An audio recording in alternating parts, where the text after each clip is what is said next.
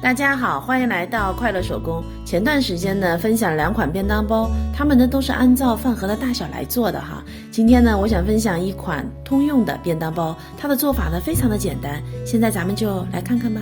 我们准备一块李子，一块面子，铺面长度65厘米，宽度25厘米，放1厘米的缝缝。因为面子材料呢不耐高温，我把铺棉烫在了李子上。2份侧边材料，铺棉的高度呢是22厘米，宽度17厘米，也需要放缝缝的。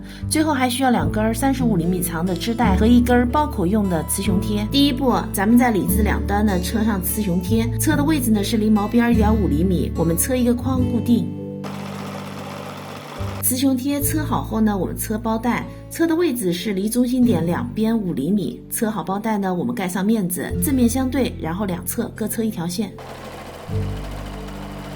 主体的李子面子车好后，我们把2份侧边材料正面相对车上这条边。3份材料车好以后呢，我们都翻到正面，然后在刚才车的位置再车2毫米的明线。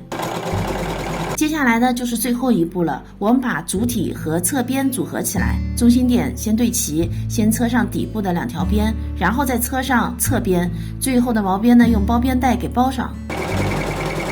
很快咱们的便当包呢就做好了，它的容量很大，可以放很多的东西哈，做一个呢挺实用的。之前呢分享了很多款便当包，一会儿呢我会把链接放在评论区。